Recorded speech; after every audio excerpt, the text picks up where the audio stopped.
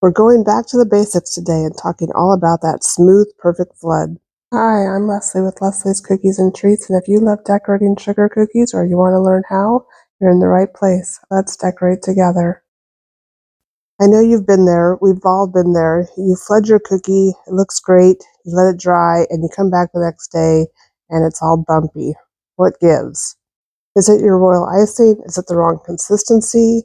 Do you have too many air bubbles in your icing? What's causing this problem? And I'm here to tell you that it's probably not your icing. And while your icing consistency is important, and I usually work with about a 15-second flood consistency, and I can outline my cookie and flood it in with the same exact icing. If your icing is much thicker than that, you will have a hard time getting it to smooth out.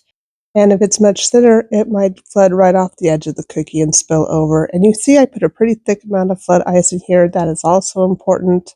You need enough flood icing on the cookie that it will level out, and so that you can manipulate it with your scribe by using little swirly motions to get it out to the edges.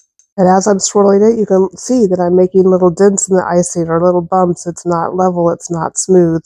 How do I get it smooth? Well, you can start by sticking your scribe or your toothpick right into the center of your cookie and giving it a little shake. It should self-level for the most part.